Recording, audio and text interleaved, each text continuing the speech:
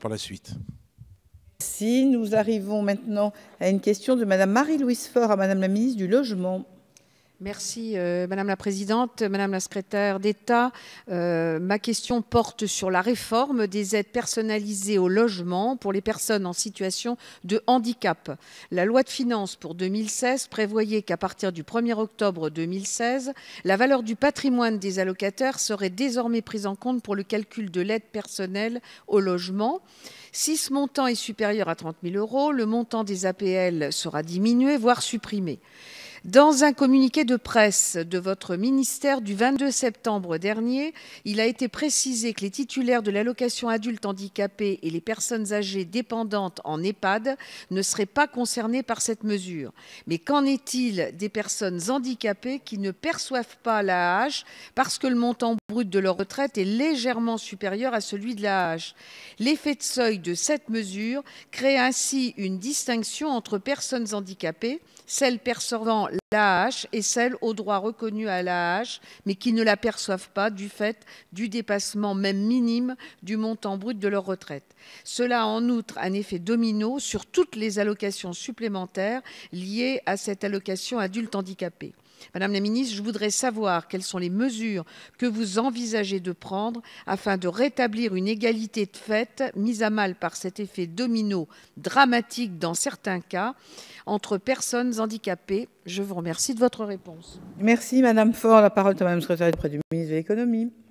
Madame la députée Marie-Louise Faure, d'abord, je vous prie de bien vouloir excuser la ministre du Logement qui m'a chargée de vous répondre. Vous interrogez le gouvernement sur les récentes réformes des aides personnelles au logement, l'APL, et en particulier sur les conditions de leur mise en œuvre pour les personnes en situation de handicap. D'abord, je tiens à vous rappeler que les APL sont l'aide sociale la plus importante dans notre pays. Elles représentent 18 milliards d'euros qui sont versés chaque année à 6,5 millions de ménages, dont 25% sont allocataires des minima sociaux. Car oui, les APL sont ciblées sur les ménages les plus modestes ou en difficulté pour leur permettre d'accéder à un logement décent et de s'y maintenir. Et oui, les impératifs d'équité comme de maîtrise des dépenses publiques nécessitent de s'assurer du ciblage permanent de cette aide, dont le volume est en augmentation régulière, en la rendant plus pertinente et plus juste socialement. Il faut aussi rappeler que ces mesures qui ont été débattues au sein de l'hémicycle lors des débats sur la loi de finances 2016 s'inscrivent dans le prolongement des conclusions d'un groupe de travail parlementaire qui a regroupé toutes les familles politiques. Comme vous l'indiquez dans votre question, la mesure vise la prise en compte du patrimoine des allocataires dans le calcul des aides au logement, lorsque celui-ci est supérieur à 30 000 € et qu'il n'est pas déjà pris en compte dans le revenu fiscal de référence utilisé pour le calcul du montant des aides. Et cela ne concerne pas les personnes âgées logées en établissement d'hébergement pour personnes âgées dépendantes, les EHPAD. Elle ne s'applique pas non plus aux personnes titulaires de l'allocation aux adultes handicapés, l'AAH, ou de l'allocation d'éducation de l'enfant handicapé, l'AEEH. Ces exclusions seront d'ailleurs clairement précisées dans le projet de loi de finances rectificative qui sera examiné dans les prochains jours afin de lever toute ambiguïté.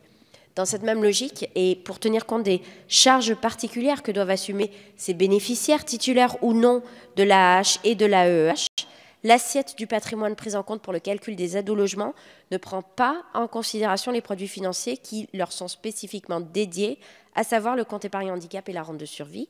Et puis le gouvernement a demandé aux caisses d'allocation familiale d'apprécier avec souplesse les situations individuelles dont elles pourraient être saisies, notamment si des effets particulièrement pénalisants pour les bénéficiaires des aides étaient avérés. Sur ce dossier, la volonté du gouvernement est de sécuriser le parcours des personnes en situation de handicap. La solidarité nationale doit s'appliquer pleinement et nous y sommes particulièrement attentifs. Merci Madame Faure. Merci de votre réponse. Vous indiquez que vous demandez aux caisses d'allocation familiale d'avoir beaucoup de souplesse. Je vous remercie. Ce que j'aimerais, puisque bien évidemment j'utiliserai votre réponse quand je recevrai, puisque si je vous pose la question, c'est que j'ai déjà eu ce cas-là dans mes permanences, et j'utiliserai votre réponse de façon à pouvoir insister auprès des caisses d'allocation familiale qui sont tenues par le seuil d'Istel. Merci beaucoup de votre réponse.